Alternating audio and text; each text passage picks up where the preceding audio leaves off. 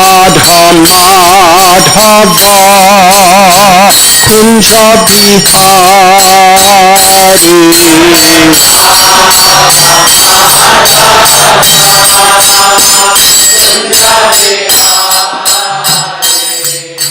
Gopi Jana Pallava Girivadadhari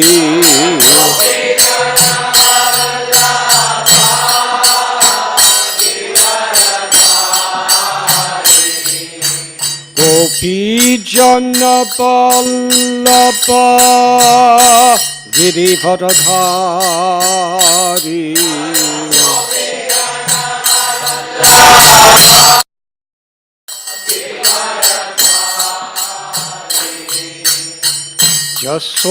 Yasodanandana Prajajana Ranjana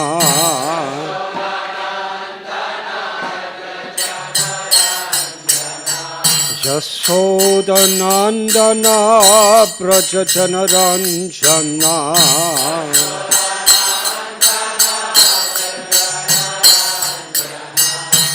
Yamuna Thira Panachari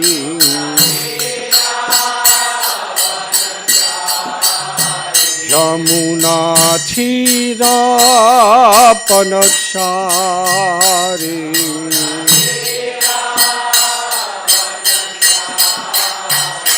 Jaya Radha Madhava Kunja Bihari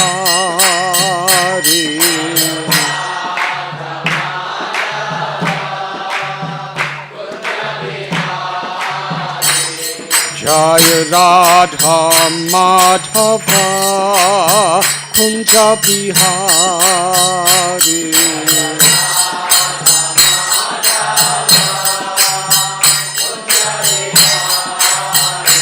Jaya Gopi Jana Pallava Girivadadhari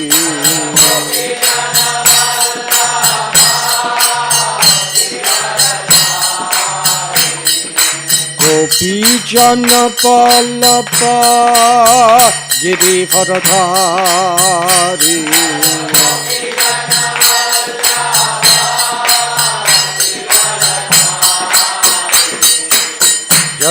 Yasodanandana Prajajana Ranjana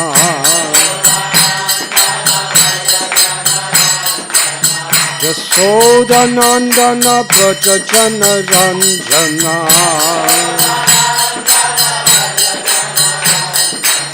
Yamuna Thira Panachari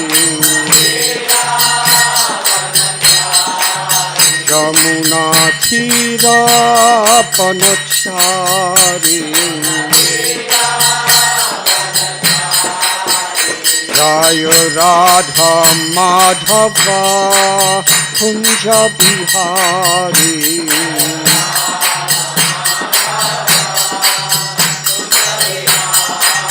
Jaya Radha Madhava Kunja Bihari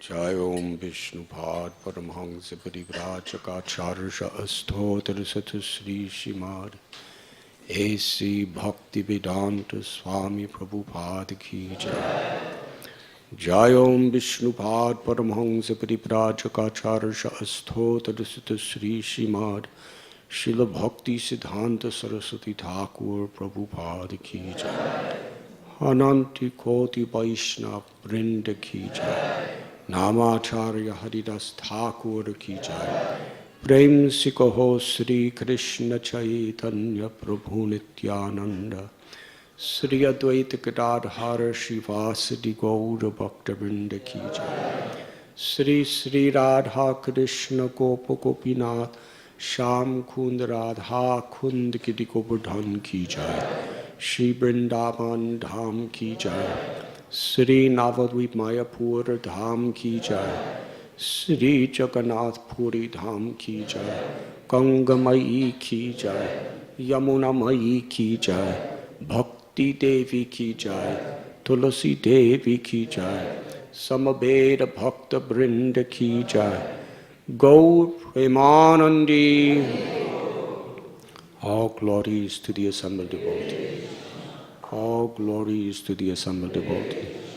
All glories to the assembled devotee. All glories to Sri Guru and Sri Gauranga.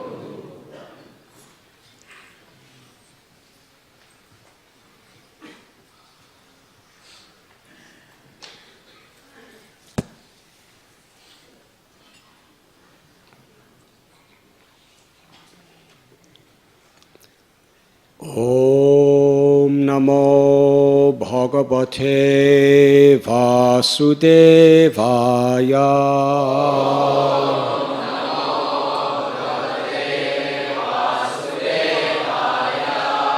Om Namo Bhagavate Vasudevaya.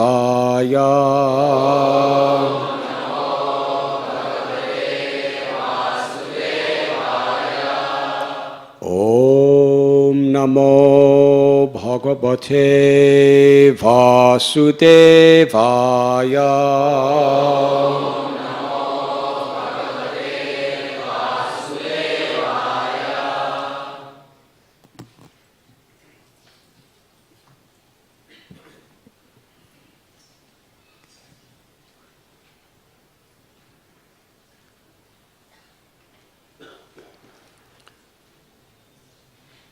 Yuga Dharma Pravartaimu Nama Sankirtan.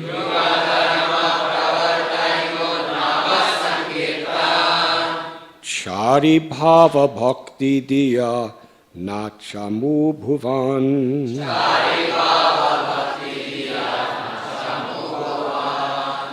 Yuga Dharma Pravartaimu Nama Sankirtan.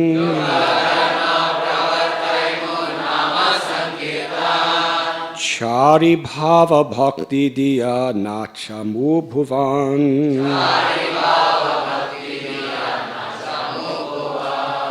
Yuga Dharma Pravartaimu Nama Sankirtan. Chari Bhava Bhakti Diya Nachamu Bhuvan. Yuga Dharma Pravartaimu Nama Sankirtan.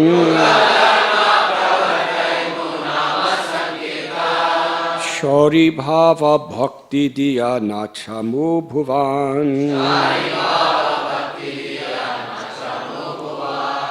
Yuga Dharma Pravartaimu Nama Sankirtan. Chari Bhava Bhakti Diya Nachamu Bhuvana.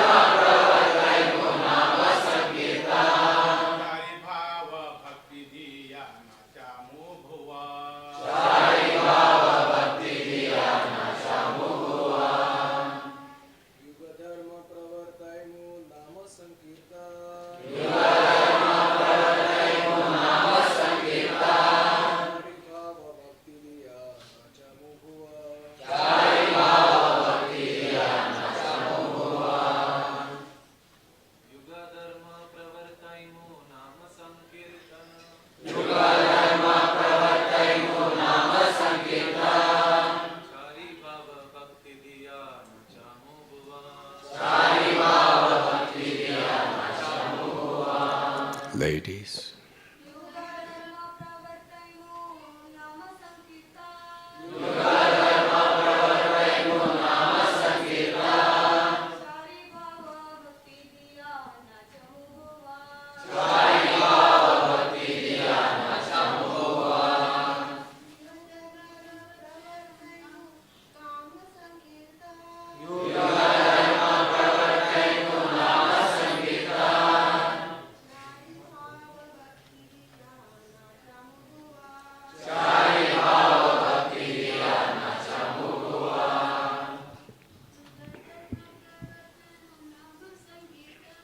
Yuga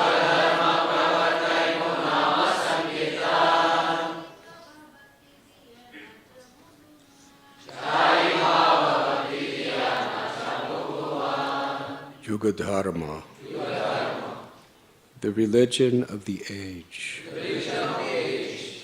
Pravarthaimu,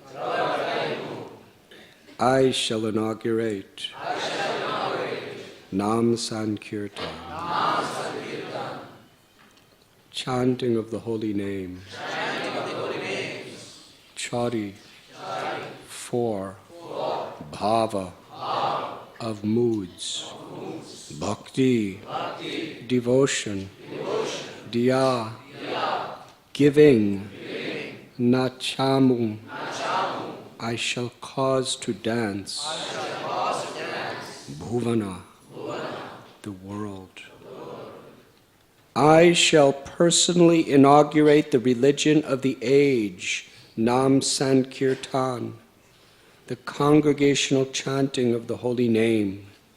I shall make the world dance in ecstasy, realizing the four mellows of loving devotional service.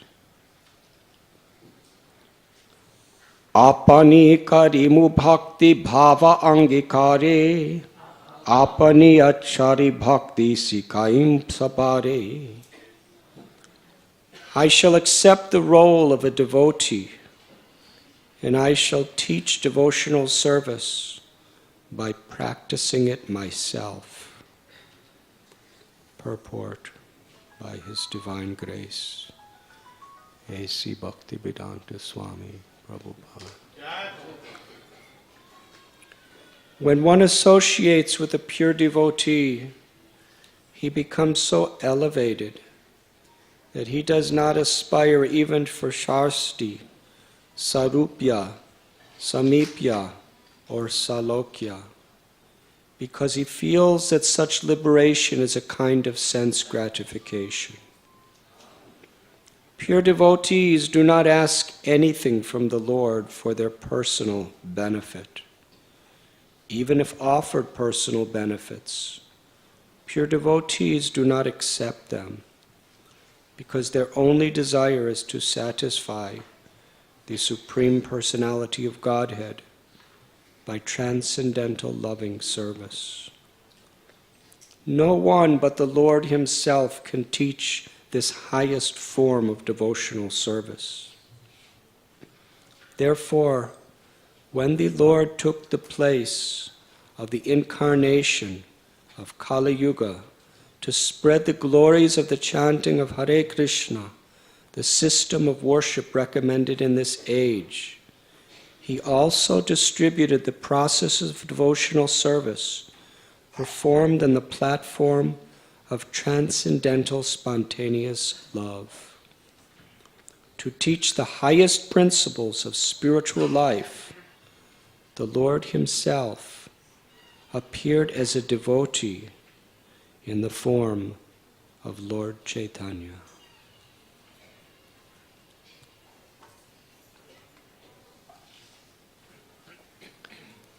Om Ajnantimidandasya Jnananjana Salakaya Chakshurun Militam Jena Tasmai Sri Gurave Namaha. Sri Chaitanya Manobhishtam Stapitam Yena Bhutale Bhakadam Mayam Tadati Swapadantikam Vandeham Sri Guru Sri Jutha Padakamalam Sri Guru Vaishnavam Scha Sri Rupam Sagrajatam Sahagana Raghunatham Bitham Tam Sajivam Sadvaitam Savadutam Harijana Sahitam Krishna Chaitanya Devam Sri Radha Krishna Padan Sahagana Lalita Sri Vishakan Bitham Scha.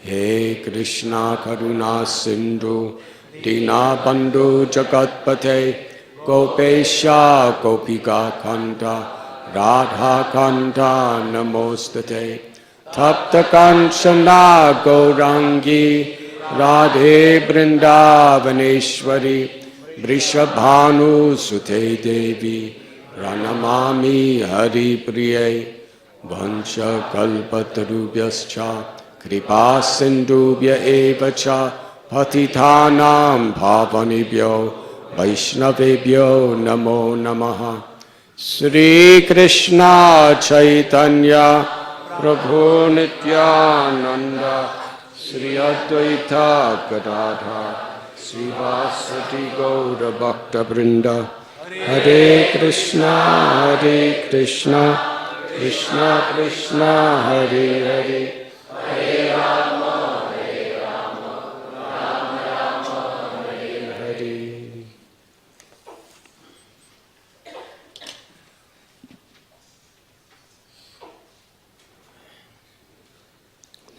I shall accept the role of a devotee, and I shall teach devotional service by practicing it myself.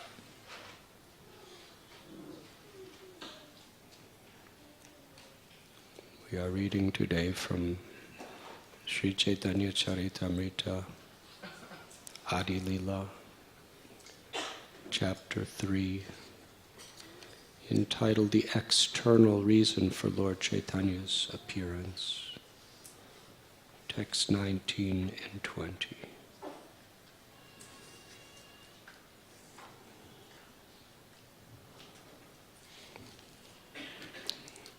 Srila Prabhupada explained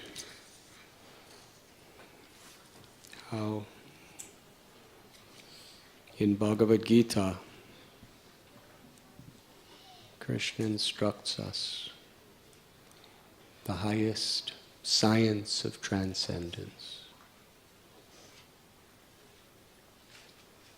His beloved devotee, dear friend, and relative, Arjuna,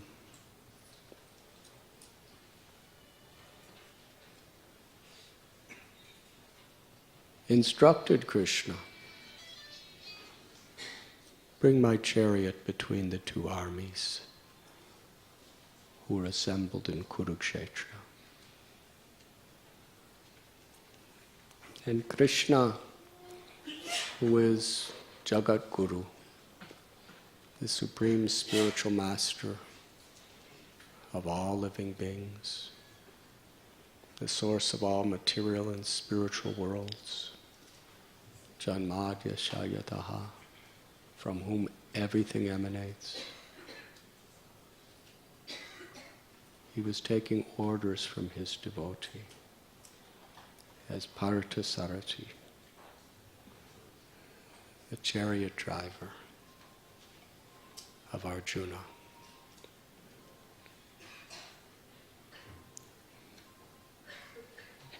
There, by Krishna's own will, Arjuna was put into a state of perplexity, such a condition of perplexity that it was impossible for him to resolve the crisis that was taking place in his life,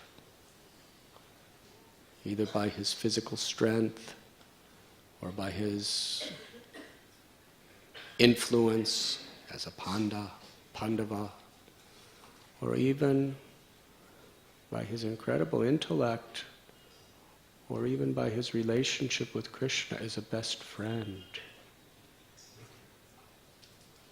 The situation was simply beyond him. And this is the way material nature has been created. That there will be situations that are beyond the scope of anyone. It doesn't matter how much we have, how much we know, who we know. Daivi heshu gunamayi mama maya duratyaya. These three gunas are all powerful.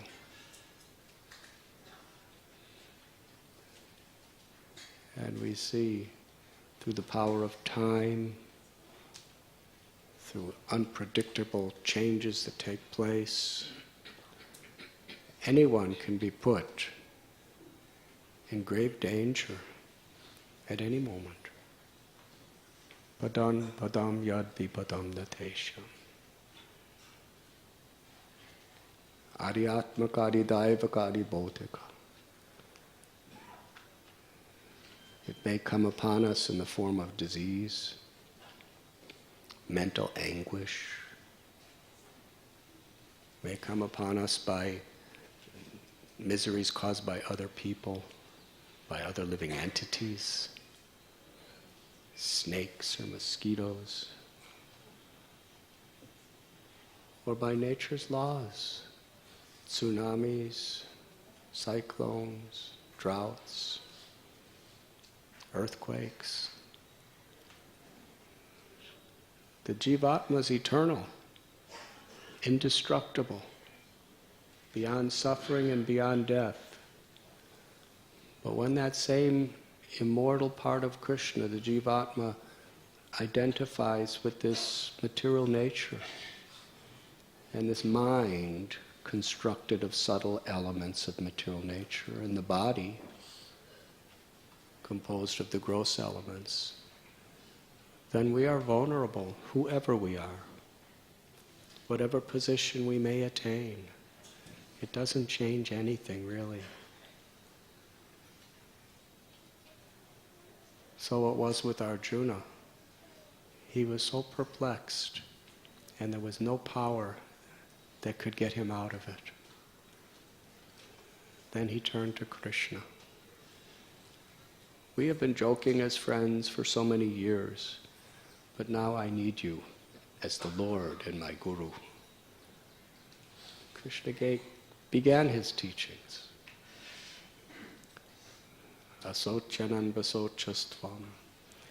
He begins by telling Arjuna, you think you are very intelligent, but actually you are a fool. You are speaking all learned words, but you do not really know anything. That was the beginning of the Gita.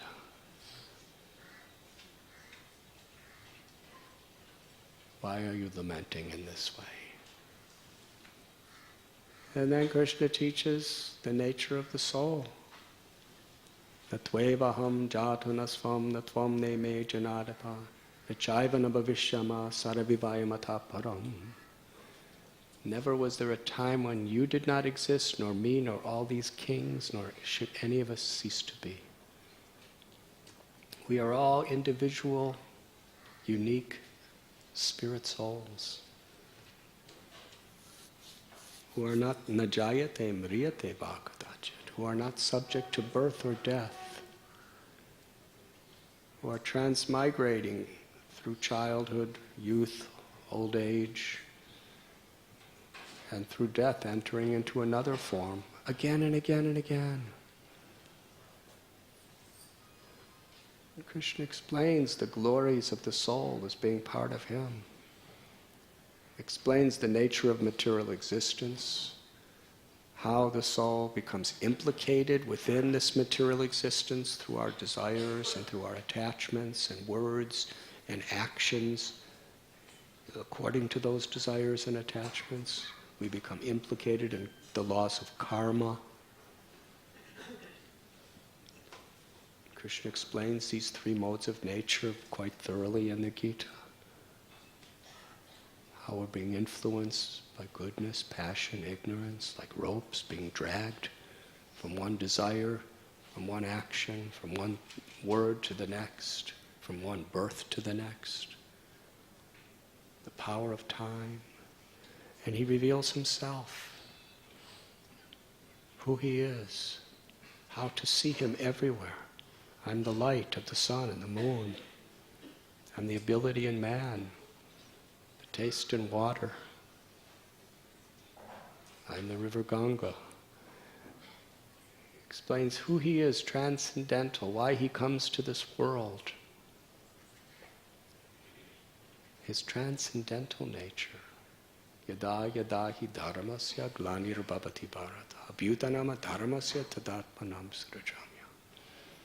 Although Krishna is transcendental, beyond material existence, he enters into material existence out of his love, out of his mercy for all living beings, to give us a chance to taste the sweetness we're always looking for, the sweetness of love for him. Bhaktya tvananya shakya mahamevam vidvarjana. It's only by bhakti, it's only by love that I can be understood as I am. Krishna explains the yoga system, the Astanga yoga system in the 6th chapter. How to achieve samadhi or liberation. And concludes, yoginam api sarvesha madgatena antaratmana sharavan bhajate yomam sameyukta tamasata. Of all yogis, one who serves me with love and faith is most intimately united with me in yoga and is highest of all.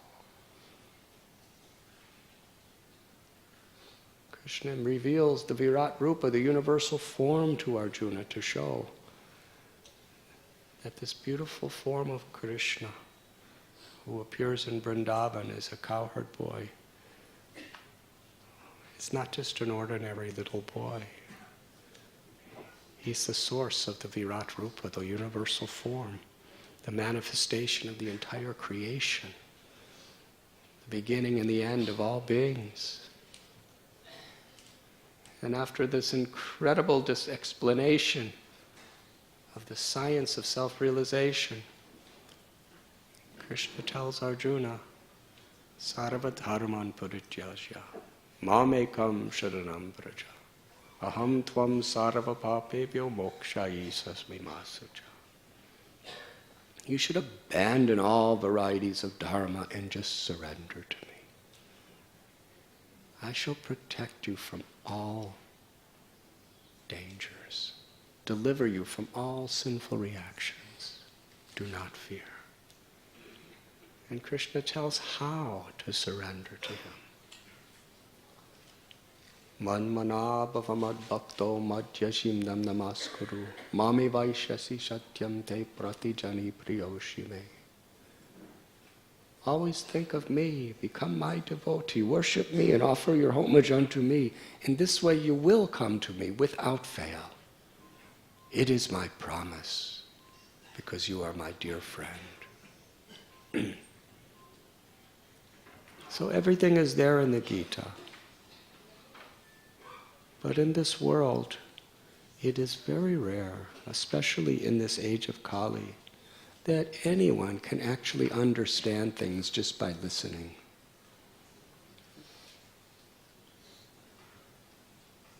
To really comprehend wisdom, knowledge, or to transform knowledge into wisdom, realization,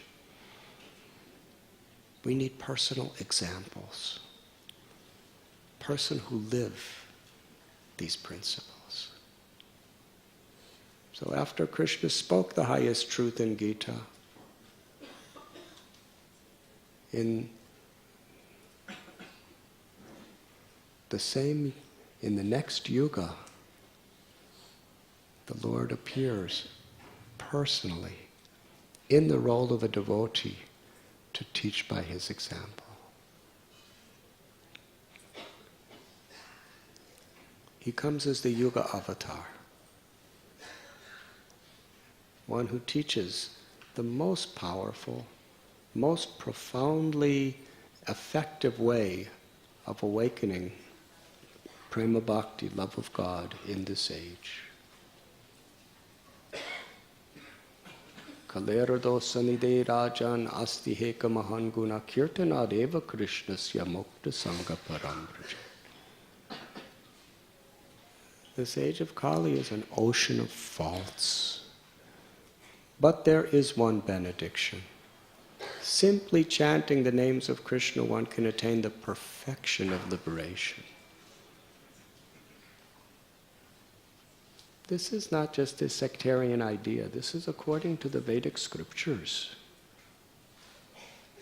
This is not just a detail.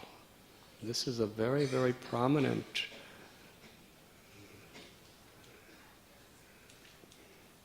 instruction of the Vedas. If we want some peace of mind, if we want to improve our material condition, if we want mystical yogic powers, if we want elevation to higher planets, if we want liberation from suffering, there are several methods by which one can attain it. But if we want Krishna prema, prema bhakti, if we want the awakening of the ecstatic love of God from our hearts, which Lord Chaitanya taught is the Purushartha Siromani, the crest jewel of all goals in life, then the method is the chanting of God's holy names. Yes, we can get many other spiritual benefits from many other processes. They are good. But the awakening of prema, Harinama, Harinama, Harinameva Kevalam Kalo Nasteva Nasteva Nasteva Gatiranyata.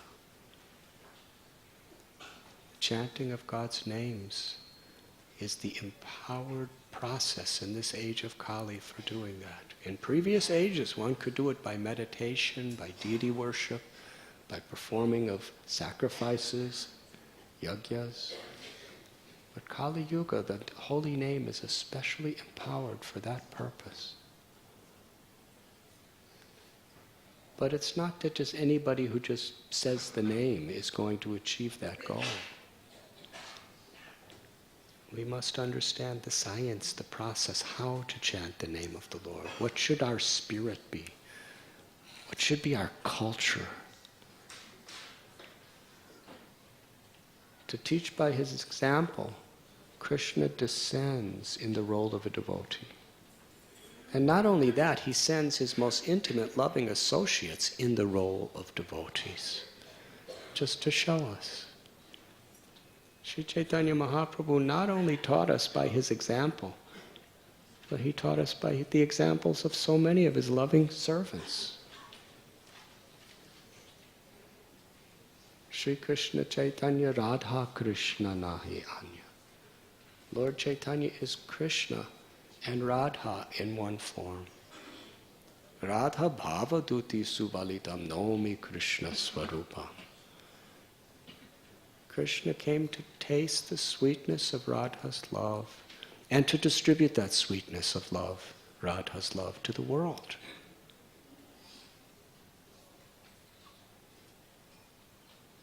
And along with him he brought Vrishabhanu. Vrishabhanu came in the form of Pundarik Vidyanidhi, Srimati Radharani's eternal father in Goloka, descended into this world. And he taught how one could be a very, very prosperous, wealthy landowner and not give anything away and not renounce one's wealth, but to live in complete devotion, in ecstasy, in such a way that even Pundarik Vidyanidhi, he would dress luxuriously, he had nice homes, he had servants, and yet Gadadhar Pandit, the most austere, renounced brahmachari in all the world, accepted him as guru. Received the mantra from him. Quite unbelievable. Through Pundarik Vidyanidhi, the Lord taught how one could be a devotee even in that state.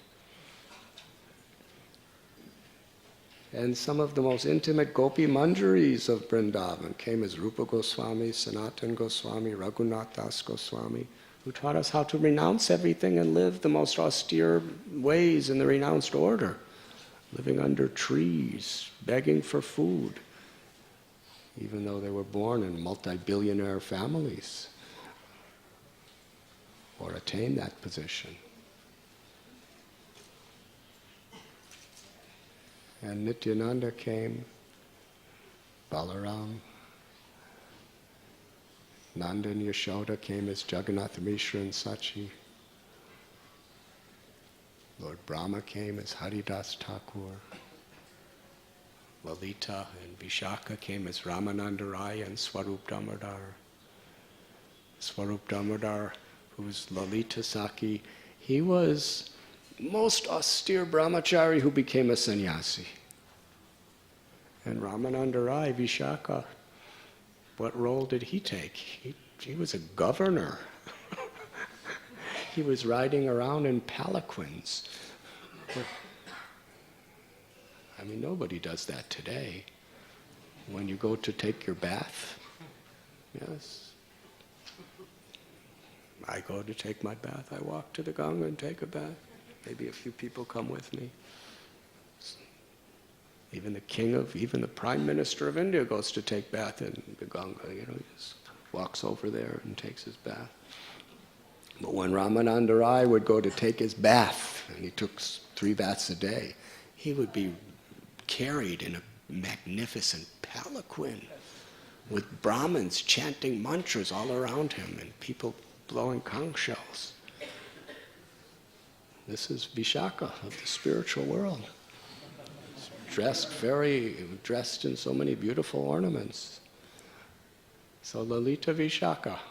One is Swarup Damodar Goswami, sleeping on the floor, living as a sannyasi. One is Ramananda Roy, who is ruling over an entire province of the kingdom as a governor. And ultimately came to Puri, just to be with Lord Chaitanya. Can you imagine? He understood what was really valuable. And they all were in the roles of devotees. Each and every one of them, servant of the servant of the servant.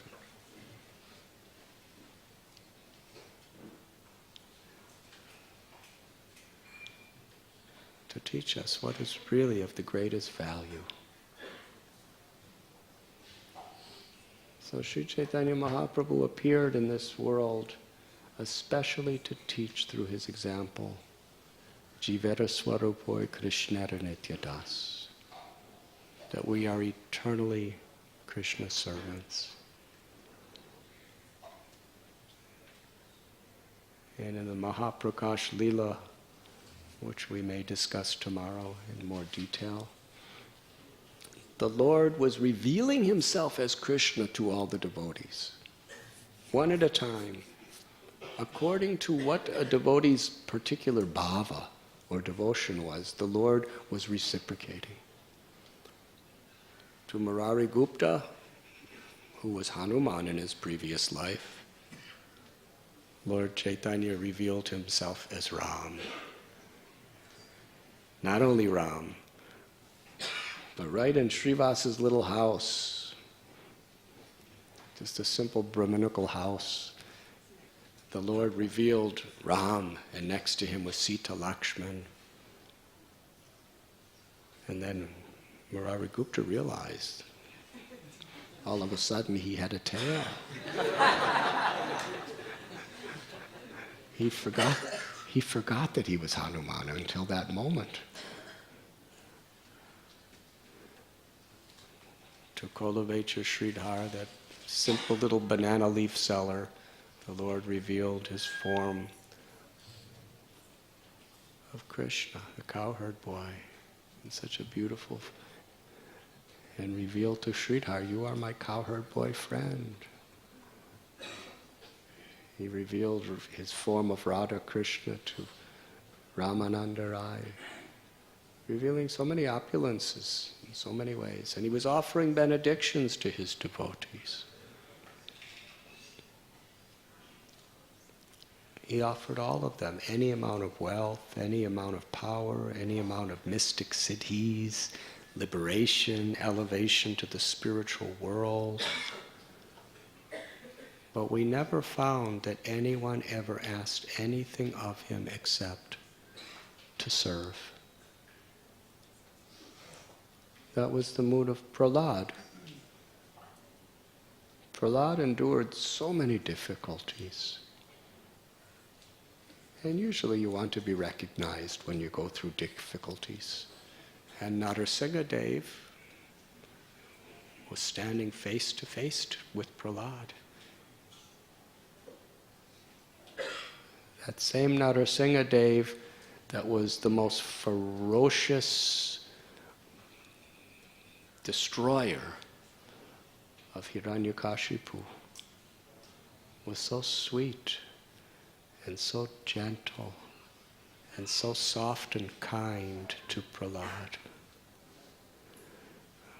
When Lord Chaitanya was in South India at Singhachalam, where the Jyada Narasimha has been worshipped by the Sri Sampradaya for 1,000 years,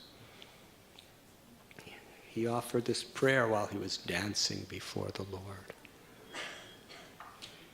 That you are just like a lioness, a mother lion. If any, you are most loving and kind and sweet and nourishing to your little cub who has taken shelter of you. But if anyone tries to hurt your cub, you are the most ferocious form of death personified. So Narasimhadev said to Prahlad, I will give you anything, everything, any benediction, ask me. And Prahlad said, if I ask you for anything, then I'm not your devotee. I'm just like a business person doing trade with you. I give you something, I expect something in return. I don't want anything. If you want to give me anything, then I just never want to forget you. And as long as there's anybody suffering in this world forgetting you, let me be here. Let me even suffer in this world if I can help other people to love you. And my father, he was so wicked. So many atrocities that he created, where his soul is destined. If you want to give me something, that person who tried to kill me, that person who tortured me, that person who hated me, give him liberation. That's all he asked. Why did he ask for liberation for Hiranyakashipu? And he didn't ask anything for himself. What kind of person is this? Because he knows what pleases Krishna. When you love Krishna, you're compassionate to people of this world. He understood that compassion is what pleases Krishna. And he didn't want anything in return for his compassion except that Krishna be pleased with him.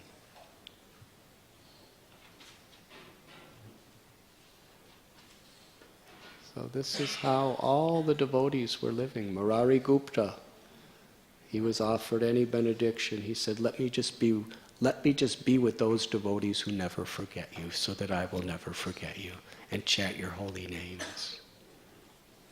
Cultivate your Sridhar, I just want to be the servant of your servants, and always remember your little form of Nimai stealing my bananas. And Advaitacharya, what benediction did he ask? Spread this love to the whole world. Let the Sankirtan movement spread everywhere. Nothing for themselves, everything for Krishna. And our beloved Srila Prabhupada, what was his prayers to Krishna on the Jaladuta? Heart attack, seasickness, old age, poverty. What would you pray for? Even a saint would pray for some relief. But a pure devotee is beyond even a saint. He just asked Krishna, just let me be an instrument, a puppet, to speak your message to deliver these people all over the world from suffering. And Lord Chaitanya himself manifested this, personally and through his devotees.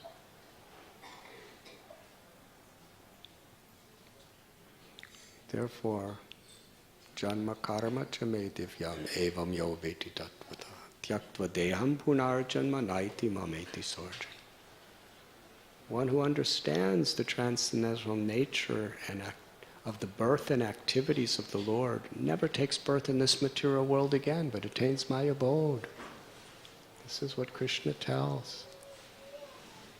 And as the Yuga Avatar, and beyond the Yuga Avatar, Lord Chaitanya, the Yuga Avatar came at the same time as the Yuga Avatar was scheduled.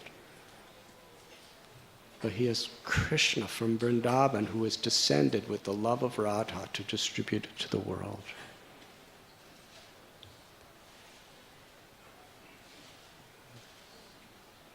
He came to give prema through Harinam. But to his devotees, he wanted to attract his hearts and in the process attract the whole world's hearts through his loving pastimes. We were discussing Lord Chaitanya's childhood pastimes. When he was just a little boy, he would love to go to the Ganga to take his bath. And not only take his bath, but play. He and his friends, they were so extremely enthusiastic to play. And whatever the Lord does is perfect. When he puts somebody in anxiety during his Leela as Lord Chaitanya, that anxiety would be their highest ecstasy. Because he's Krishna. Just like we read in Srimad Bhagavatam, Shukadev Goswami tells us how Krishna would go to the gopis' houses to steal butter and yogurt.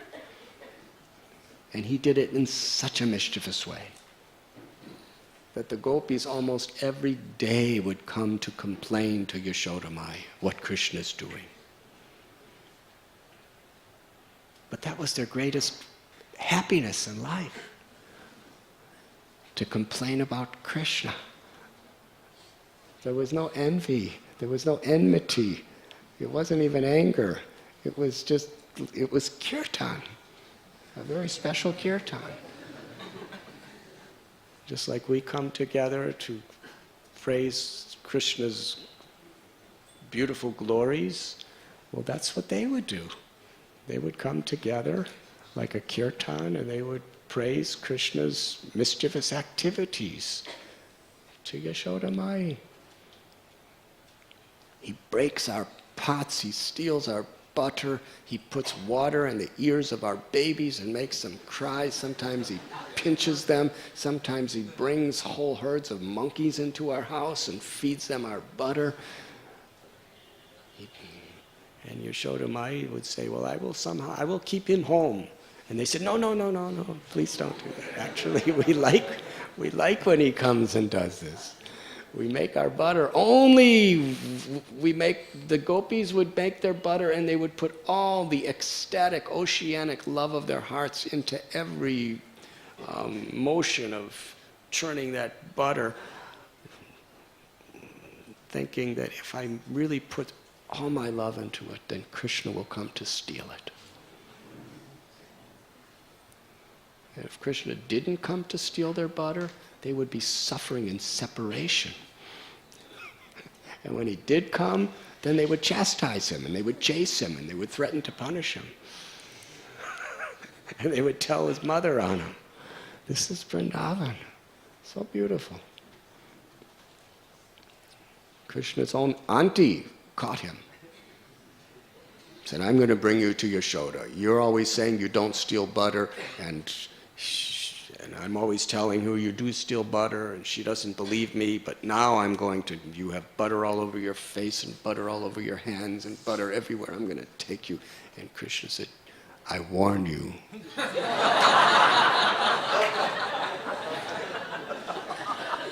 Little baby, little child Krishna said, I warn you. He had a very high little voice. He said, I warn you. Don't take me to my mother. She said, I must take you to your mother. She must understand that what we're saying about you is true.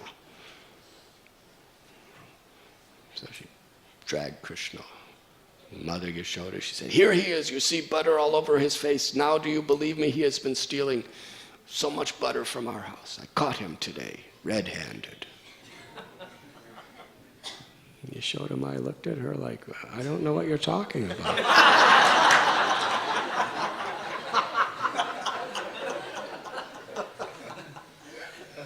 And Krishna's auntie was looking at Yashoda.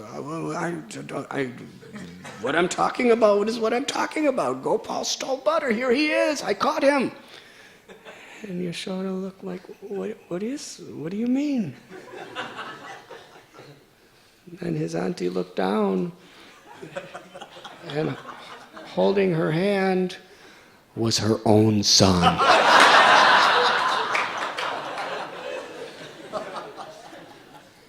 It wasn't Krishna, it was her own son, with butter all over his face.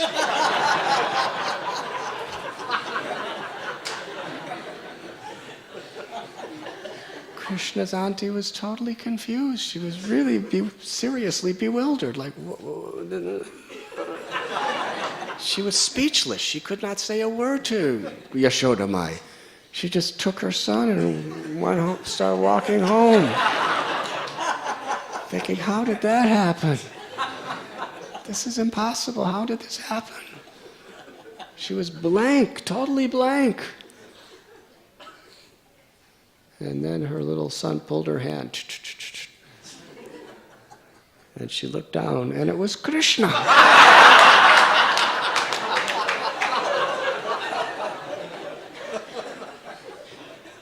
And Krishna looked at her with a very firm smile and said, I warned you.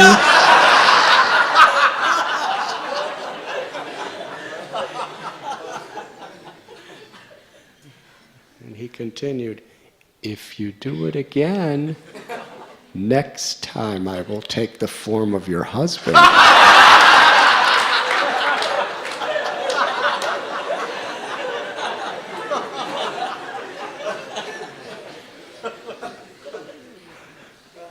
So in this way, the devotees, they loved Krishna's mischief. So Lord Chaitanya, he performed the same leelas with the residents of Navadvip when he was a little boy. But instead of stealing butter, which he would sometimes do that too, he would lovingly harass everybody in the Ganga. Because bathing in the Ganga, performing puja in the Ganga was very much the backbone, the foundation of people's lives in Navadvip in those days. So one day, the men of Navadvip, they came together, very loving, scholarly relatives and friends of Jagannath Mishra. And they said, we have just come from the Ganga. It's like this every day. It's becoming intolerable. It's becoming impossible to deal with your son. And Jagannath Mishra said, what do you mean? What happened? What happened? He said, your son, every day he comes. And he creates with his friends. He creates havoc.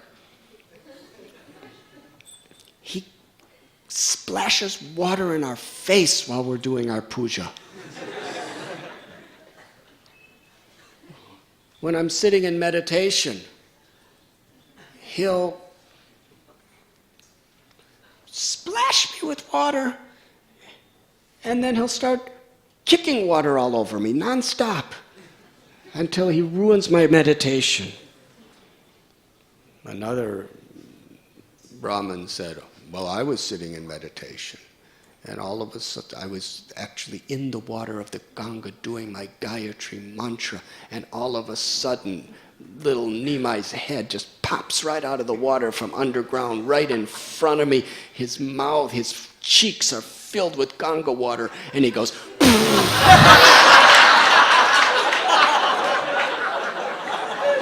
from his mouth, he sprays it right into my face. And I can't even chant my mantra. And other times I do my holy bath, and I just come out about to do my puja, and Nimai takes hands full of sand and throws it all over my body, so I have to go back in and bathe again. Another time, one person said I was meditating, and Nimai sits right in front of me and said, whom you meditate on is now right in front of you.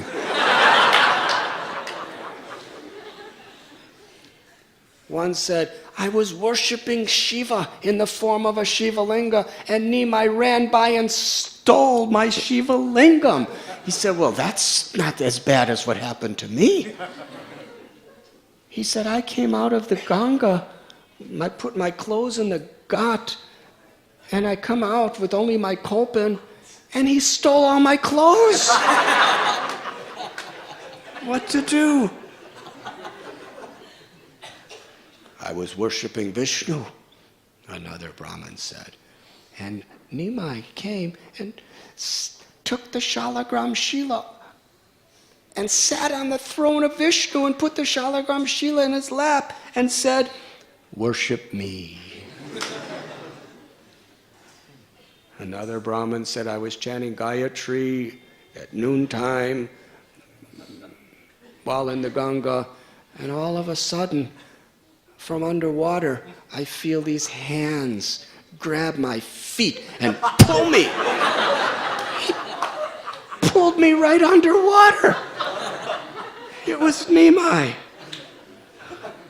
Another said, well, I was reading Bhagavad Gita, and he came and stole my Bhagavad Gita. Another said, as we were doing our puja on the bank of Ganga, we had our little baby, and Nimai came and took Ganga water and started dropping it in the ears of our little babies, and they were crying and crying and crying, and Nimai simply laughed.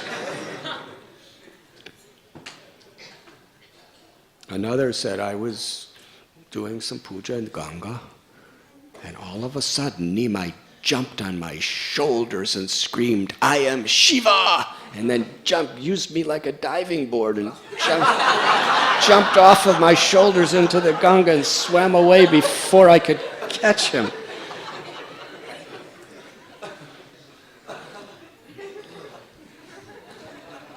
Another said, Jagannath Mishra, please understand, you may think these things are bad, but you know what he did today? And you know what he does every day? The women are on one side of the Ganga, at a ghat, and we're at another ghat. We leave all our clothes, they leave all their clothes. When we and our wives come out of the Ganga, he exchanges. The only thing we have to put on are our skirts and these cholis and saris. And our wives come out and there's just dhotis and lungis.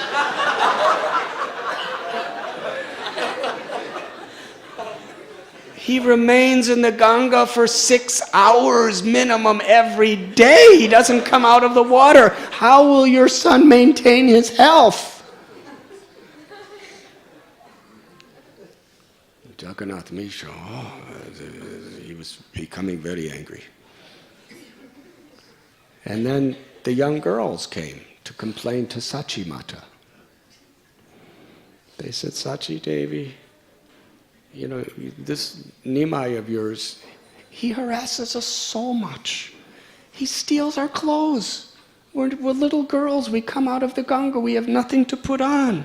Sometimes he insults us. Sometimes he splashes us. Sometimes he picks quarrels that we can never win. Other times, our parents taught us that we should worship Lord Shiva for a good husband when we grow up. And we bring offerings of sweets and fused rice and other things, and he will just come up and take our offerings and throw them in the Ganga. Other times he throws sand in our face. One said he spit water in my face.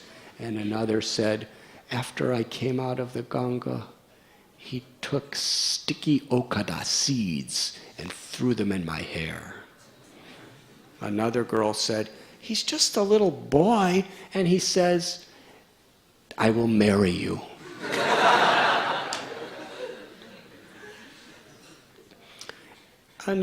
Several of the girls started explaining what happened to them. They were worshiping Shiva for a husband.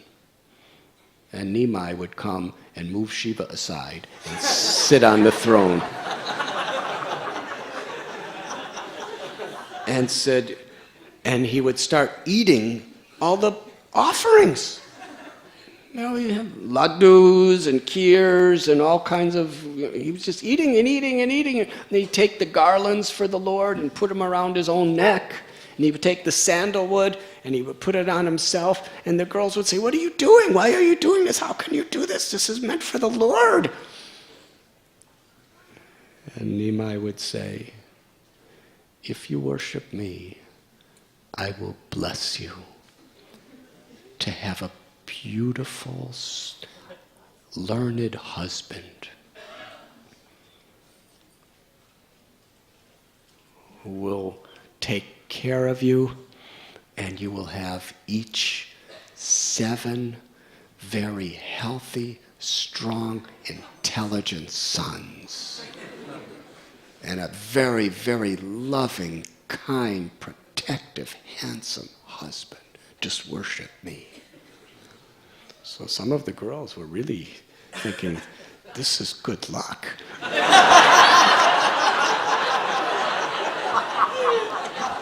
They didn't know he was God, but it really sounded nice.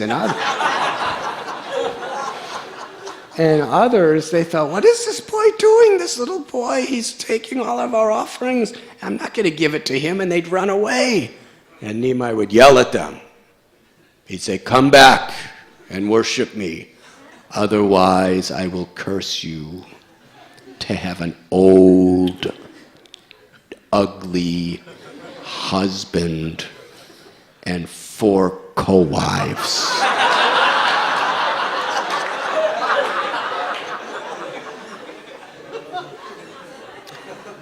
So what could they do? They ran back.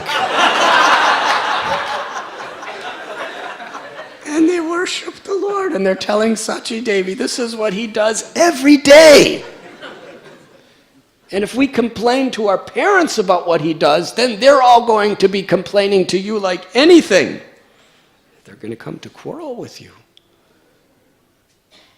And Sachi Devi, she would just smile and say, I'm sorry, I will somehow or other, I will keep him from going to the Ganga. They say, no, actually, don't take him, don't keep him from the Ganga. He said, that's why we go to the Ganga.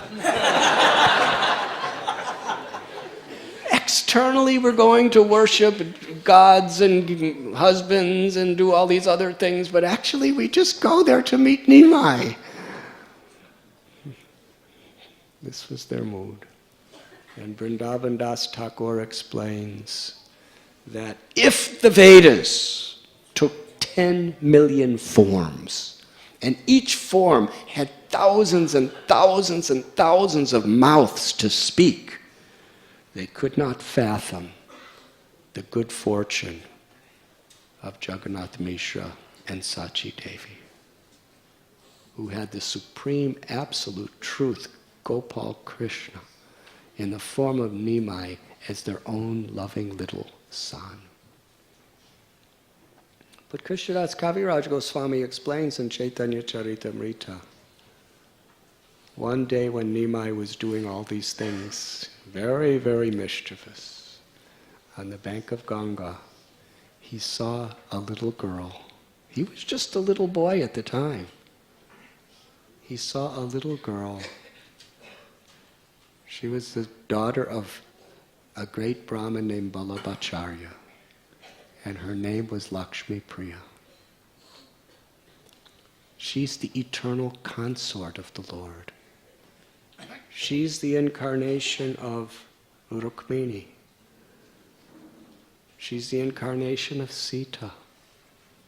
She's an expansion of Srimati Radharani. And when little Nimai saw little Lakshmi, even though they were very restless little children, he was at least, their love immediately awoke for each other. Such deep love. And Lakshmi voluntarily offered all the garlands and all the sandalwood and all the sweets that she brought to worship the Supreme Personality of Godhead. She, as a little girl, she offered them all to Nimai. That was their first meeting on the bank of Ganga. And although they were very, very beautiful little tiny children, that love was awakened, established.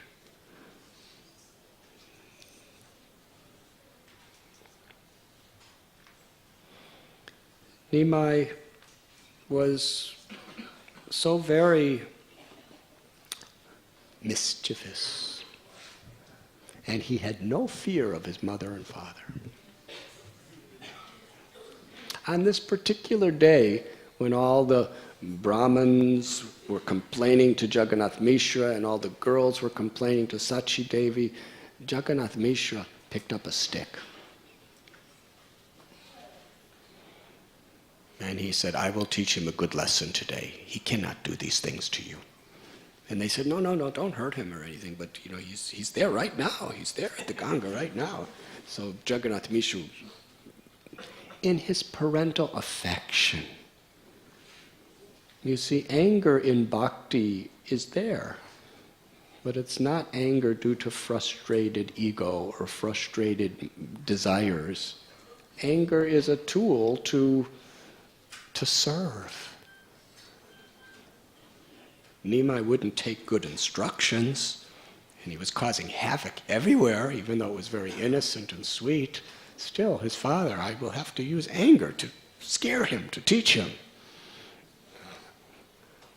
So he went storming over to the Ganga. And meanwhile, the little girls who had just complained against him, they went running from another direction back to the Ganga, and Nimai was with all his friends, joking and laughing and swimming and splashing and doing all of his pastimes. And the little girl said, Nimai, your father's coming with a stick. Everyone just complained to him. He's coming to punish you. And Nimai started laughing. And he said to his friends, if my father comes, tell him I haven't come to the Ganga today. You're all still waiting for me. So then he jumped out and he went another direction. Meanwhile, as Jagannath Mishra was on his way to the Ganga,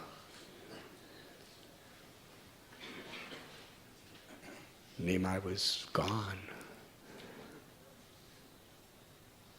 And Jagannath Mishra arrived. He said, where is Nimai? Where is Nimai? And the little boy said, we're still waiting for him. He hasn't come yet. I said, what? I was just told by all these people that he was here. He's been here for so many hours. He said, no, he hasn't come yet. And the Brahmins went up to him and said, they embraced Jagannath Mishra, and they say, actually, he just ran away. But please know, we love whatever he does. Be happy. You are the most fortunate man in all of Brahma's creation to have Nimai as a father. He's the source of all happiness and love for everyone. And Jagannath Mishra, he embraced them and said, "Please forgive my son for his naughtiness. And please pray for him and bless him." Meanwhile, Nimai arrived home. And Sachimata, who just heard all these complaints that Nimai was in the Ganga for so many hours doing all of these leelas, she was astonished. Because he was dressed in the same clothes as he was in when he left for school that morning. You see, he would go to school, and after school he would be in the Ganga. And there was still ink spots all over his hands and his body. And there was a thin layer of dust on his body. And his hair was absolutely purely dry. How everybody's complaining against my Nimai. He hasn't been to the Ganga today. And just when she was...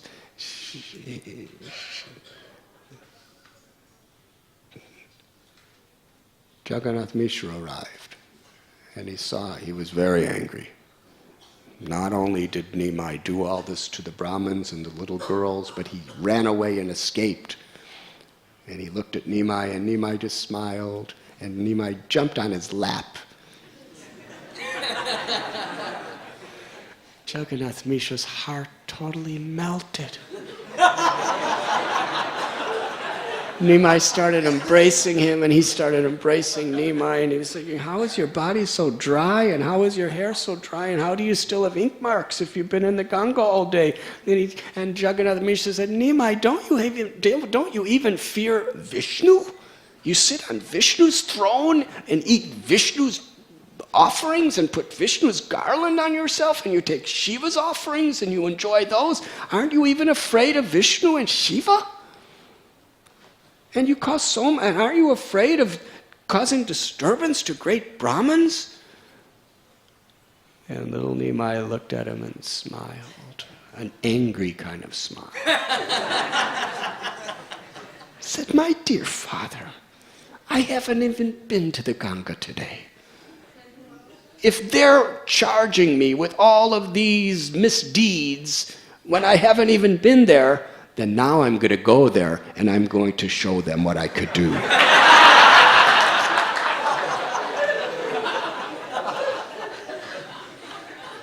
And then Nimai jumped off his father's lap and ran back to the Ganga. Sachi Devi and Jagannath Mishra looked at each other like, oh, who is our son? Who is this Nimai? How is this possible? But their hearts were so overflooded with the ecstasy of love, all they could do was cry. And meanwhile, Nimai ran and he goes back, and all his friends were still waiting for him in the Ganga, and they all cheered that Nimai came back. And one of them said, Nimai, you escaped a good beating today. And then Nimai told him everything that happened. He explained everything, what his father, what his mother, and they were all laughing and laughing and laughing. And then he jumped back in the Ganga and continued doing all the things that we were talking about.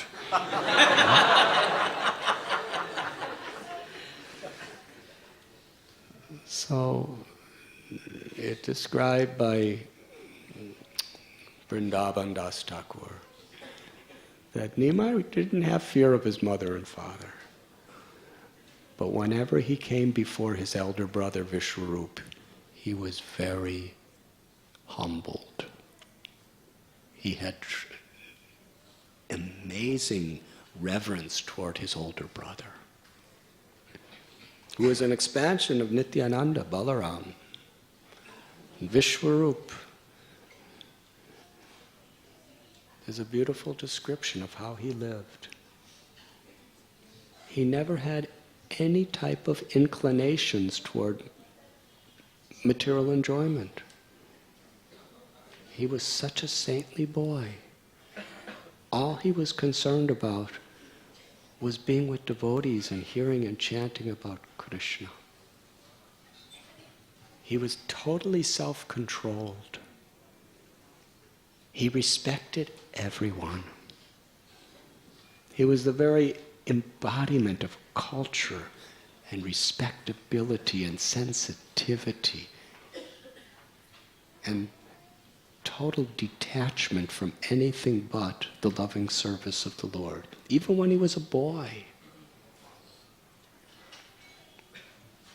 When he would see all the materialistic ways that were going on in Navadvip in those days, it broke his heart.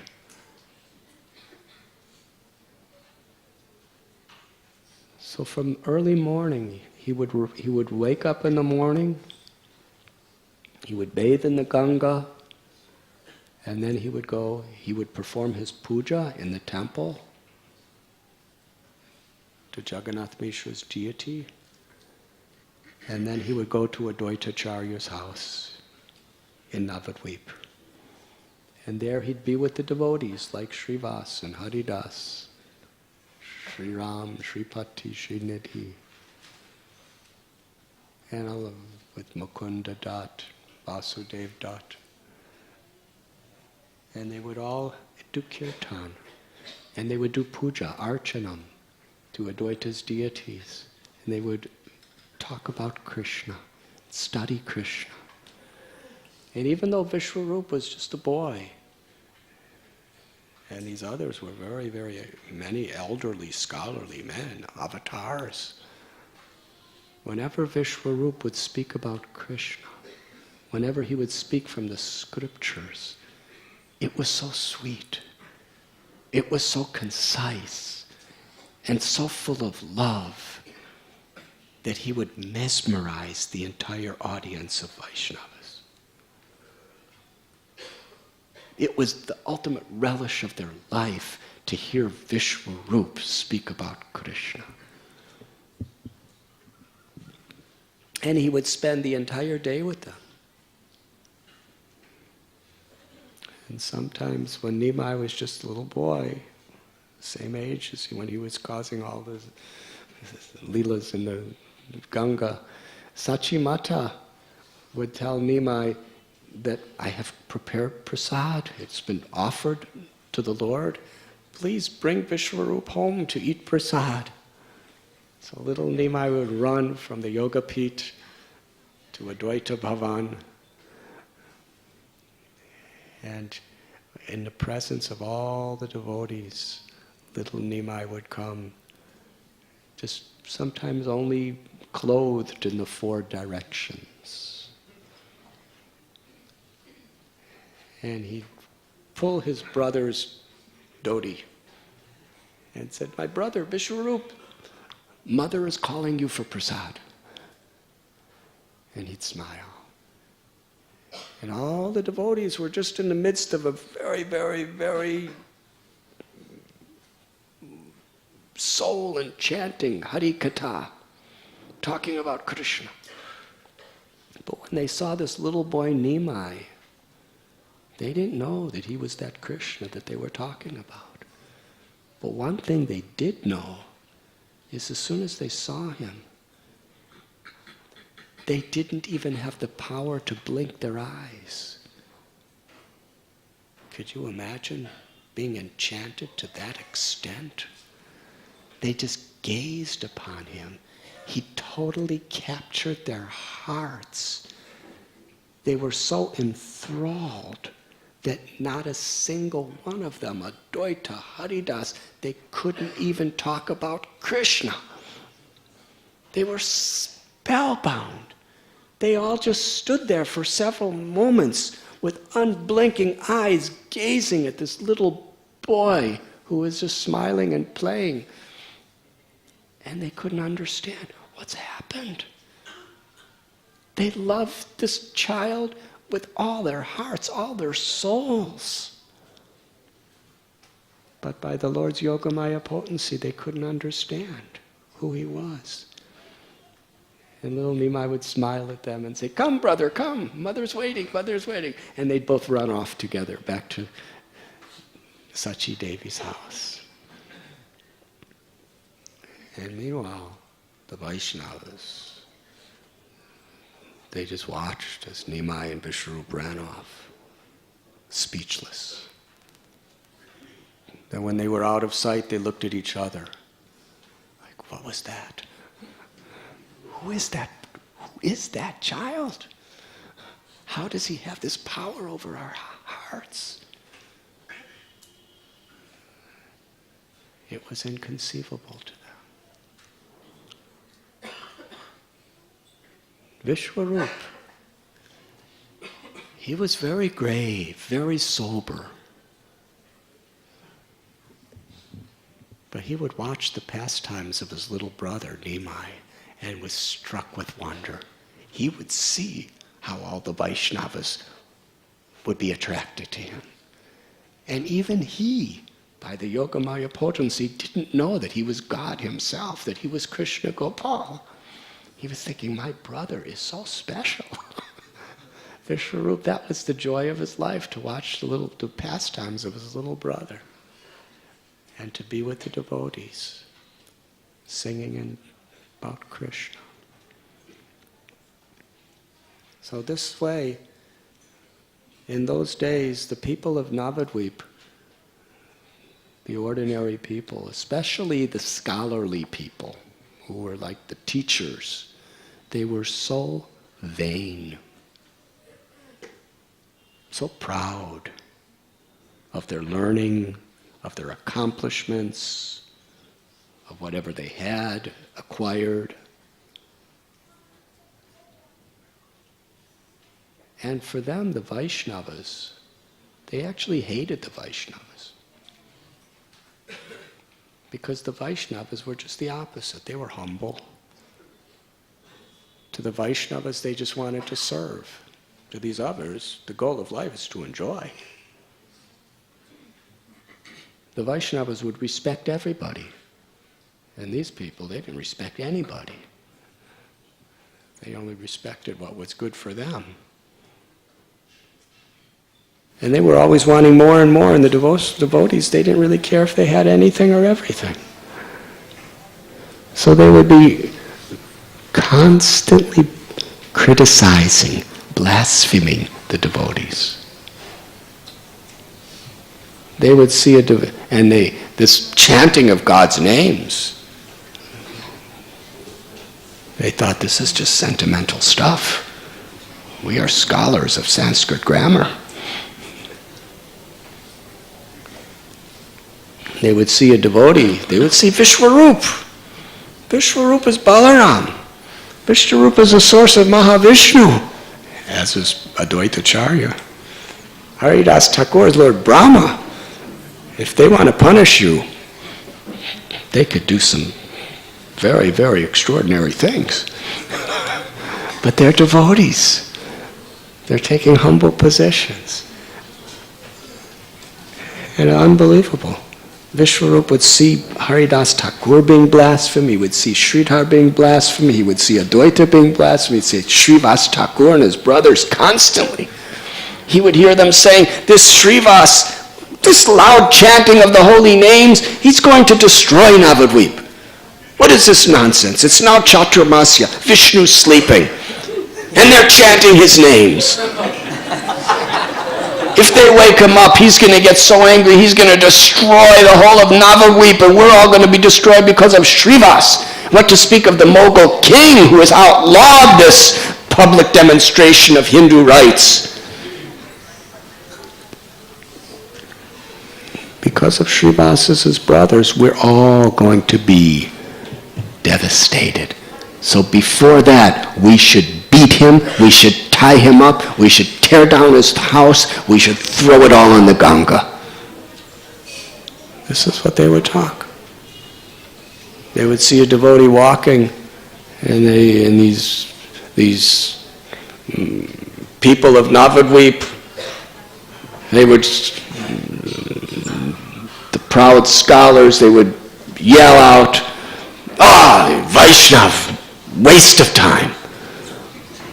You cry for Krishna, but why doesn't your cry break your poverty? What is the use? Real success, the real blessings of God is when you ride in a magnificent palanquin, or you have a pedigree horse to ride upon. and you have at least 10 servants running ahead of you and running behind you, doing whatever you say. Whether one is a sannyasi or a yogi or a chaste and faithful wife, still you have to die just like the rest of us. So why are you wasting your time with these things? The devotees would weep and cry in compassion for these people. It was for these people that Advaitacharya was crying, Krishna, please come and deliver them. And Vishwarup, the small boy, he was at this point just reaching his adolescence. He was a young boy. When he saw this, it was intolerable for him. He just stayed with the devotees. His heart would break seeing the materialistic ways of the people of society. And one day he heard his father, Jagannath Mishra, talking to his mother about arranging for Vishwarup's marriage.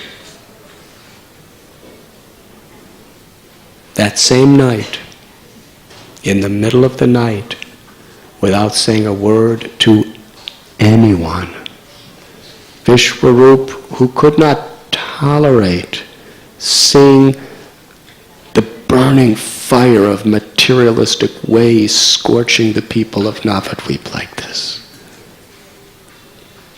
He couldn't see their faces, not out of hate, but out of compassion. That night, he left home forever. Without saying a word to anyone, he approached a sannyasi and took sannyas. Was given the name Shankar Aranya and traveled throughout India for the rest of his life. When Sachi Devi and Jagannath Mishra woke up the next morning and found Vishwarup was gone, they were beside themselves with grief. They loved him so very, very dearly. And not only that, after not knowing where he had gone, what happened to him, finally they get the news that this boy has become a sannyasi and he will never come home. They were plunged in an ocean of grief. Sachi Devi could not stop crying. Jagannath Mishra was beside himself in sorrow. And little Nimai, losing his older brother, it was devastating to his heart. Little Nimai was crying. Somehow or other, all the relatives and the friends of Jagannath Mishra and Sachi Devi came up to the house to try to pacify them. And they were saying to Jagannath Mishra, even though they were feeling the same separation as he was, they were trying to help him. They said, actually, you are so fortunate. Your son has become a sannyasi. That means, according to scripture, they were quoting, 60 million of your forefathers and foremothers will all be liberated when a son in the family becomes a sannyasi. So you should be proud. We are all proud. We should be happy. He has liberated your whole family for so many generations. He's found Krishna. Jagannath Mishra, that didn't satisfy him much.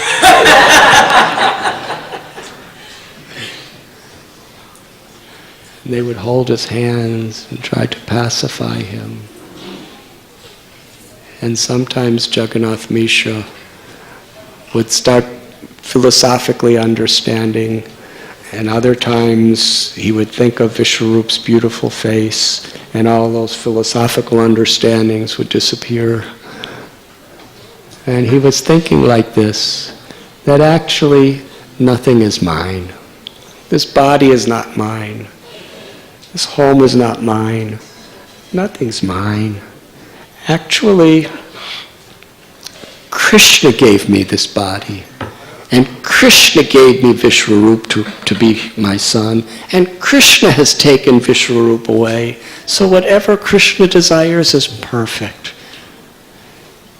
And with this type of philosophical reasoning, he became pacified. But what pacified him the most was Nimai. Everyone would say to Jagannath Risha, you may have lost one son, but look at the son you have. He's the crest jewel of all sons. He's so beautiful. He's so intelligent. He's so everything. And Nimai would say to his mother and father, he said, Vishwarup may have left, but I will stay with you. I will stay with you and serve you, and I will become a householder, and I will take care of you. You always have me.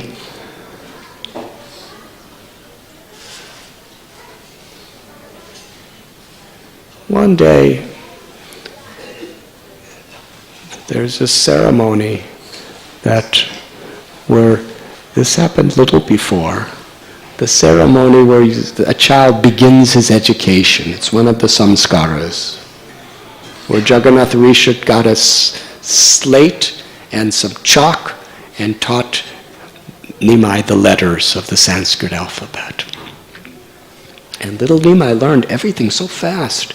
And everything he learned, he would always be writing down the names of Krishna, Mukunda, Murari, Hari. So brilliant. And after Vishwarup left, Nimai became totally engrossed in studies. He had two teachers, Vishnu and Sudarshan. And anything he learned, anything he was taught, he immediately learned and assimilated. He was totally immersed in his books and his studies. And one day, Jagannath Mishra said to Sachi Devi, I'm very worried about our son, Nimai. She said, why? He's doing so nicely. He said, he studies so much. And he's studying the Vedas.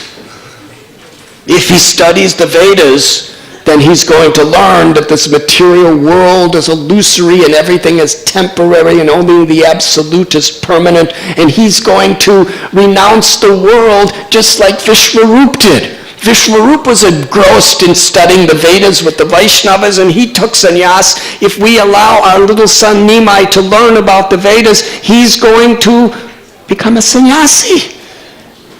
And Sachi Mata said, what are you talking about? He promised to stay home. He's our playful child. He loves to study. He said, from this day on, I'm going to forbid him from any study. And Sachi Devi said, how do you expect him to earn a living? And how do you expect him to... Haribo, Haribo. Wonderful to see you. How do you expect him to get a good wife? Who's going to marry their daughter to an illiterate person? And Jagannath Mishra, he said, although you are the daughter of a great learned Brahmin, you are speaking like a foolish child, my wife. He said, it's only by Krishna's grace that one gets wealth. It's only by Krishna's grace that one gets a good wife. It's not by studying. Look at me, I'm a learned scholar, and we don't even have any rice in our house. And look over there. There are people who cannot even write a single letter of the alphabet, but they have so much wealth that there are dozens and dozens and dozens of learned pundits just sitting in their courtyard waiting to get a donation from them. It is not by learning that one gets good wife and good... It is only by Krishna's grace. And then he called Nimai and said, Nimai, from this day, I forbid you to study any books. Nimai did not like this. Jagannath Mishra said, you could do anything you want, but not study. So that was a good, it was a good opportunity. So Nimai started doing anything he wanted. He couldn't study. He would play with his friends doing so much mischief, not only all day, but sometimes all night. He was just a boy. And Jagannath Mishra didn't try to stop him because he was afraid if he tried to stop him, he would start studying again. And it describes some of the things Nimai would do. Of course, he did unlimited mischief. But some that we read about in the scripture is he would get his friends. And 3 friends, Nimai and 2 others, they would put a blanket over their body, a big blanket. So they looked like a bull, like a huge bull, right? And what they would do is during the day, they would go around and look to see nice banana plantation. And then at night, they would put the bull costume on, and the 3 of them would charge into the banana plantation and start knocking over all the banana trees. And the owner of the house, he would come out, he would hear all these banana trees getting knocked down. He would come out and see this big white bull. And he would start screaming, hi, get out from here, out from here. And the boys, the bull would run away, and then they'd take off their costume and laugh and laugh and laugh, and then put on the costume and go to the next banana plantation. Sometimes. Because in those days there were no toilets in the house. You would go outside if you wanted to respond to nature's call. So Nimai and his friends would go to their houses and tie or bolt the doors and windows closed from the outside. And then when the people in the house had to go to the bathroom, they'd pull the door. And you can't knock when you're inside. Nobody outside. They were locked in the house. And they're Brahmins, so they can't just start responding to nature on the floor or in their cooking pots or anything. What are they going to do? Nature's calling. And we all have experience of the evolution of that experience. First nature's calling, then she's crying, then she's screaming, then she's howling. And they were in total desperation. They're knocking on the doors, they're crying, open the door, open the door, open the door, open the door. And meanwhile, their bladders and their bowels are bursting. And Nimai and his friends are outside listening to all this, and they're laughing and laughing and jumping and clapping, and then they run away.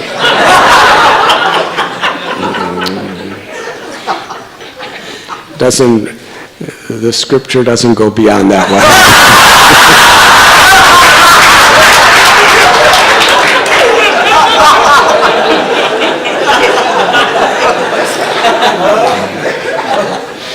One day, some of the ladies, they came to Sachimata, some of the boys too. They said, Sachimata, your son Nimai, he's sitting in a very, very dirty place on top of pots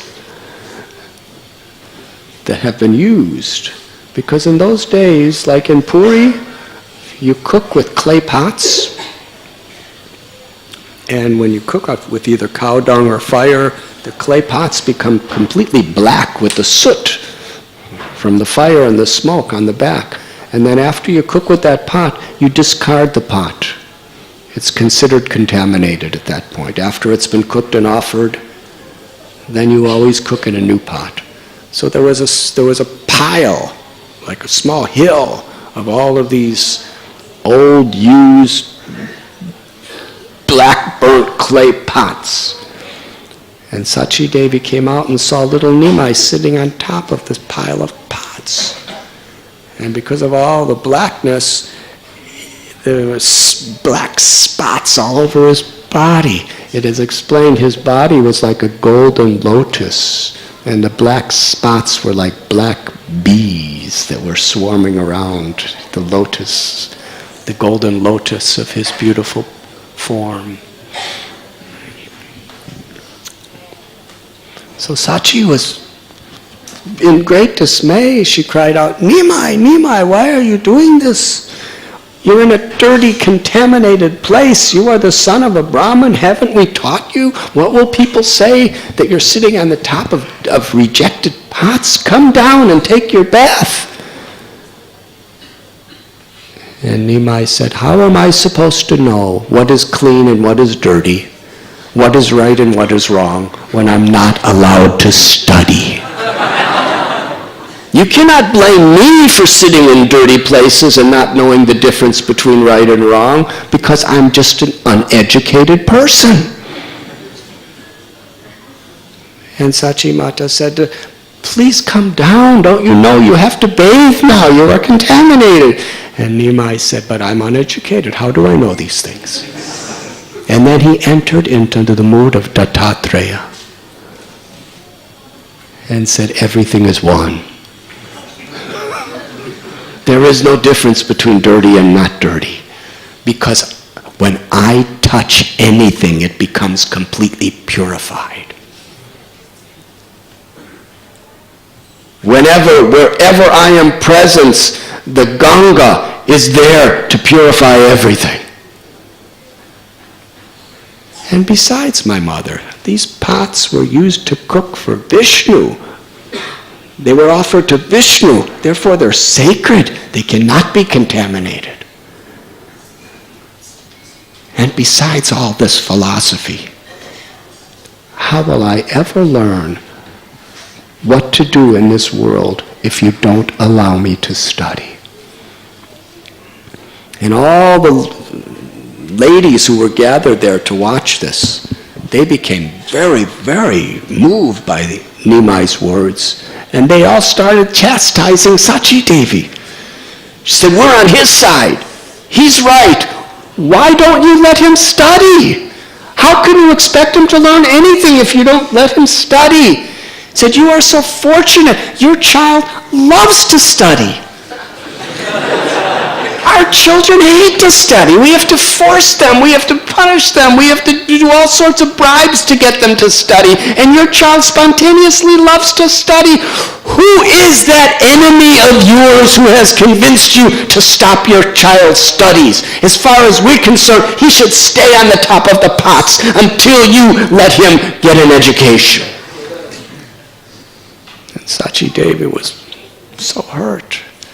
And ultimately she had to personally climb to the top of the pots, and she got all dirty herself and picked up Nimai and brought him down to give him a bath.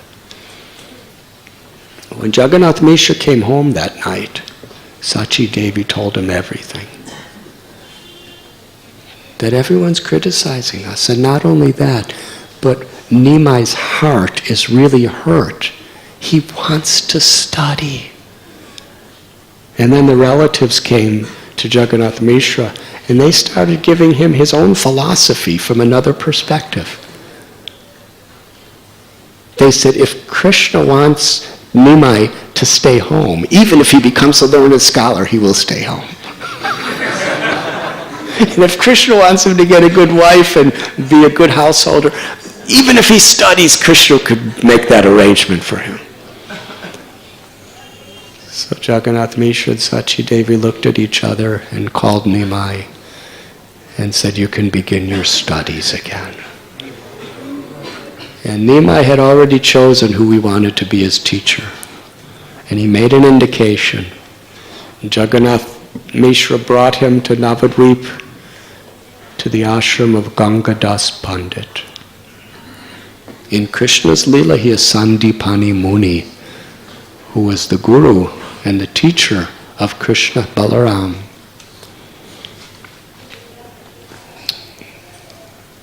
The beautiful meeting of the Lord and his guru. Jagannath Mishra took little Nimai to the place of Gangadas Pandit, and there he said, I entrust my beloved son into your care, to teach him and to protect him. Gangadas Pandit, seeing Nimai, his heart melted.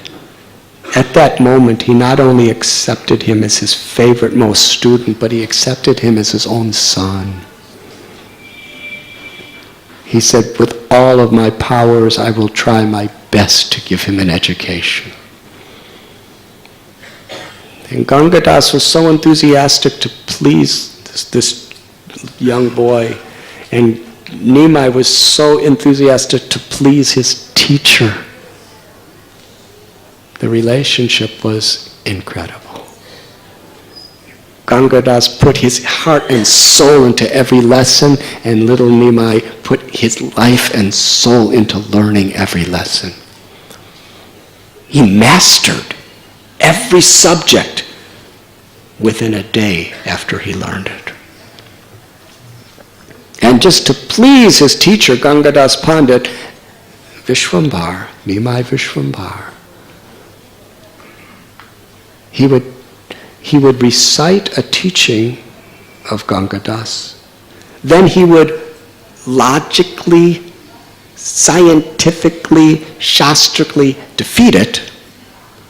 And then he would use the same type of logic and philosophy to prove it to be the irrefutable truth.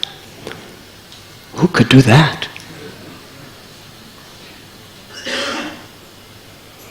He was Gangadas's unrivaled favorite student. And Gangadas had thousands of students because he was such a popular teacher.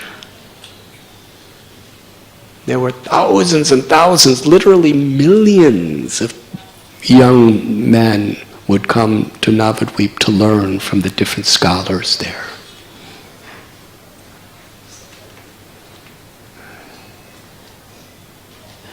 I'll end today's discussion with one more story.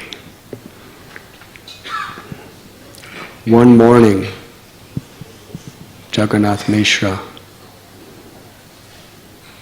he was crying, again and again offering his dandavat pradams, bowing down on the ground, crying, Krishna, Krishna, please keep Nimai at home. Please, Krishna, keep Nimai at home. You see, for Jagannath Mishra, I'll go back just a little. He had parental affection for Vishwambar, for Lord Gauranga. We discussed the other day that one day he chastised Lord Chaitanya. And that night, Jagannath Mishra had a dream where a very effulgent, learned Brahmin appeared to him and said, you do not know who your son is. Why do you chastise him? And Jagannath Mishra said, if I don't chastise him, how will he learn? Even if my son is a great yogi, even if he has all mystic siddhis, even if he's Lord Narayan, still, he's my son. If I don't teach him the proper conduct, how will he ever learn? This Brahmin told him. This Brahmin offered obeisances, all glories to Jagannath Mishra. After Vishwarup took sannyas, Lord Nimai told his mother and father that he had a dream. He said, Vishwarup appeared to me in a dream and took me by the hand and took me away from home and told me he was taking me away to take sannyas. And Nimai said to Vishwarup, he said, I'm just a small boy. I don't know anything about sannyas. And besides that, who's going to take care of our beloved mother and father? Now that you're gone, I will stay and take care of mother and father, and I will become a householder just to serve them.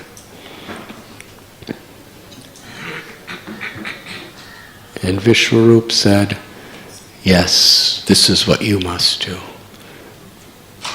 Please give my love to Sachi Devi, our mother. So when Jagannath Mishra and Sachi Devi heard these types of things, they were struck with wonder. Jagannath Mishra loved Nimai so dearly as a father. He was always worrying about his son. Just like Nanda and Yashoda, Shukadeva Goswami explains that Yashoda Mai, she was constantly enjoying the highest ecstatic spiritual bliss of total anxiety. That is rasa. That is rasa. That is bhav. The anxiety of worrying about Krishna getting bit by a monkey or scratched by a cat, or being stepped on by a cow, or touching or being pricked by a thorn. They were constantly worrying about Krishna. But that was a manifestation. It was invoking, impelling deep ecstasies of love for Krishna. These anxieties. And Jagannath Mishra was in that same mood.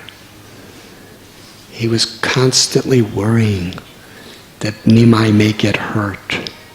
He already had lost 8 daughters. And his eldest son left. Nimai was all he had left in life.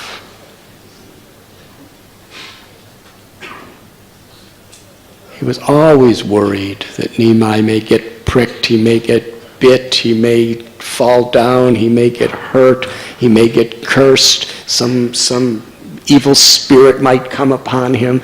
And Jagannath Mishra was constantly praying to Krishna, please give my son good health, please protect my son from danger, please protect my son from any ill omen. Please, my heart, my soul, I'll give you everything, Krishna. Just make Nimai happy. Give him a long life. That was his constant meditation. So on this day, Sachi Devi sees Jagannath Mishra laying on the floor crying, offering obeisances, crying out to Krishna, please keep our son home. Sachi said, what happened?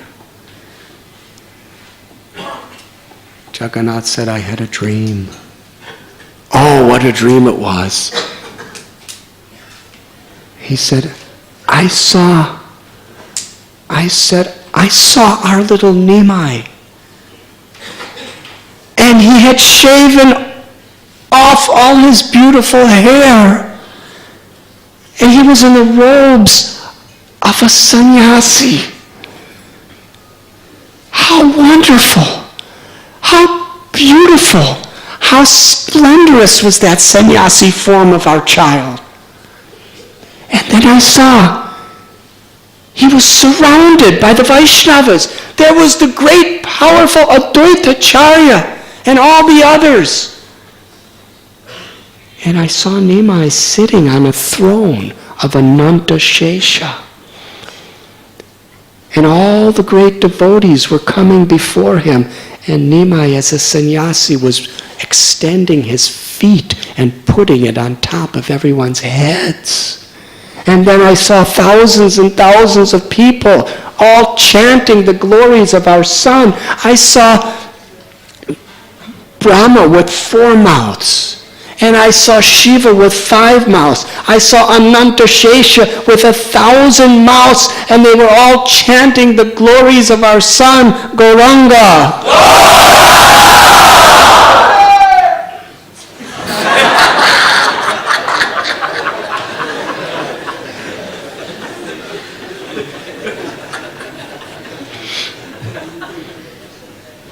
Suddenly everything changed. And in the dream, I saw little Nimai as a sannyasi with a shaved head, as a young man. And he was dancing in kirtan with tears pouring from his eyes as millions and millions of people in all directions were surrounding him, chanting the holy names of the Lord.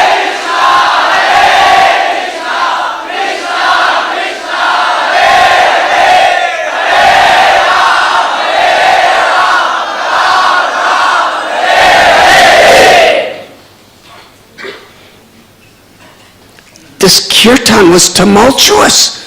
The sound of the holy name was reaching beyond the universe. It was covering every direction.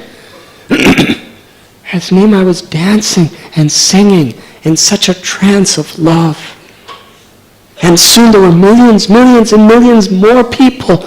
He was inducing them all to chant, and every one of them was simply gazing on Nimai's beautiful form in ecstatic love.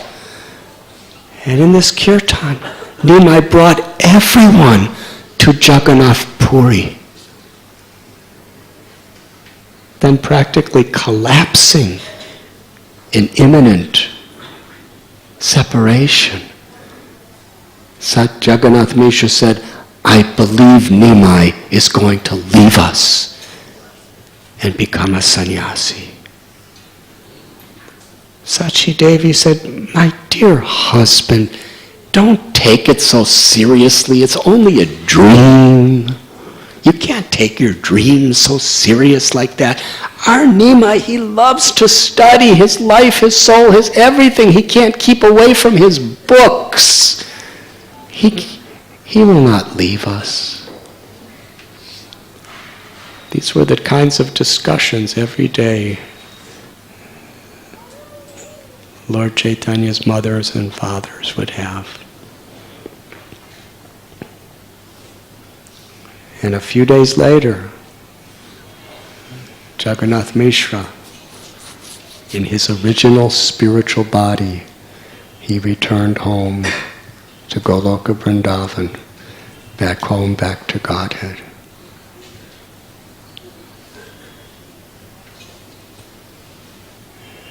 Now Sachi Mata, she lost 8 of her children. She lost Vishwarup. She lost her husband. All she had was little Nimai.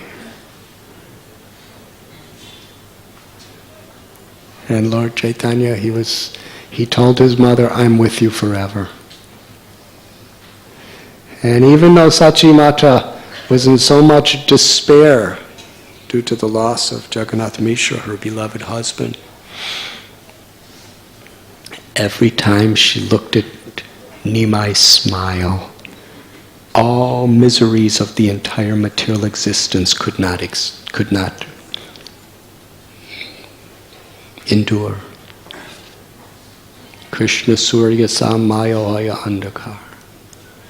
When the brilliant light, more effulgent than tens and millions of suns of Nimai's smile, shone upon Sachi Devi's heart, she was so filled with ecstasy that she forgot everything of this world. There could be no suffering. And when Nimai was studying if she did not see him for half hour, she would literally, if she didn't see Nimai for half hour, that beautiful smiling face, she would go totally blind and faint. That was the nature of her love. And one day Nimai again saw Lakshmi Priya. Now he was a young man, about 16 or so. And again, their hearts connected. And one Pandit named Vanamali, in his previous life, he was Vishwamitra, who arranged the marriage between Rama and Sita. And he was also the Brahmin that came from Vidarbha to arrange the marriage between Krishna and Rukmini. That same personality came to Navadvip as Vanamali. And Vanamali spoke to Sachi Devi, and then went to Ballabhacharya and his wife, and the beautiful marriage of Sri Chaitanya Mahaprabhu, Vishwambar, and Lakshmi Priya was arranged. And especially the Lord married Lakshmi Priya, who is this eternal consort, to give pleasure to Sachi Devi.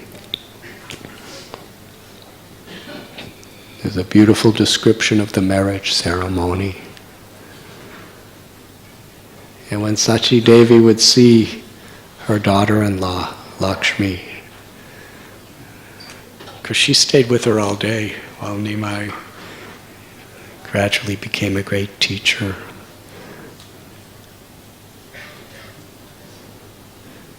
But all the devotees, they were praying, if only this Nimai becomes a devotee, he can induce the entire world to chant the holy name.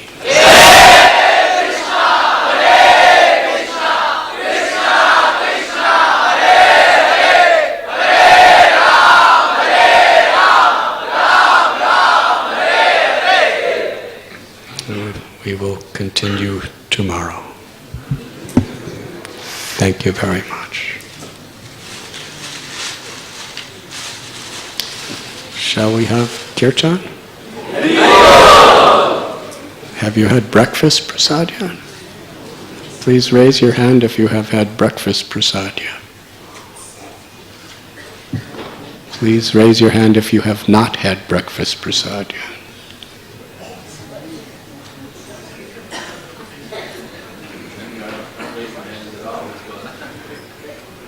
Please raise your hand if you don't know if you had breakfast prasad.